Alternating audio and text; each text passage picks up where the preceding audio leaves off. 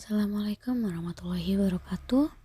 Nama saya Zulfahana Putri dari kelas 12 MIPA 3. Saya akan menjelaskan tentang carita wayang untuk memenuhi tugas saya.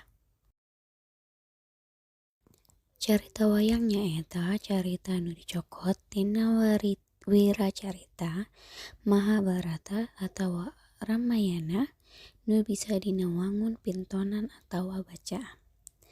Tujuan diajar carita wayang nyaeta sangkan bisa nyokot pelajaran tina carita-carita eta sarta ngalestarikan carita-carita wayang anu mangrupa wangun kabudayaan asli Indonesia. Dina carita wayang aya istilah kakawen, marwah, nyandra, suluk, garap, jeung antawacana. Kakawen asalna tina kecap kakawalan nyaeta lagu dina bahasa kawian nu sok dihalengkeun ku dalang.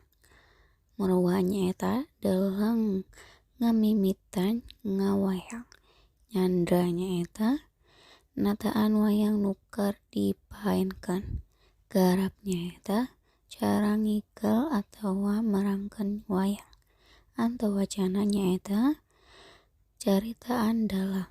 Suluk nyaeta nggambarkeun hiji hal ku cara dihalengkeun atau dinyanyikeun ku dalang.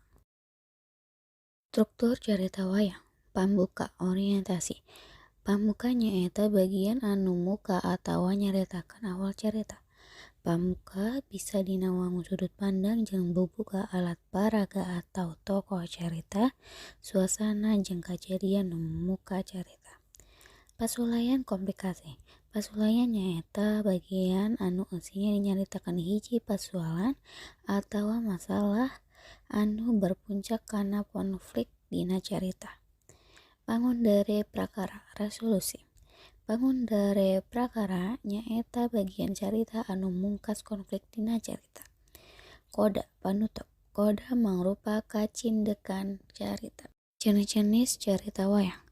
Wayang garing, wayang beber Kiai Remeng, wayang beber Pacitan, wayang kulit Betawi, wayang suket, wayang tengul, wayang wong Mataraman, wayang wong Sriwedari.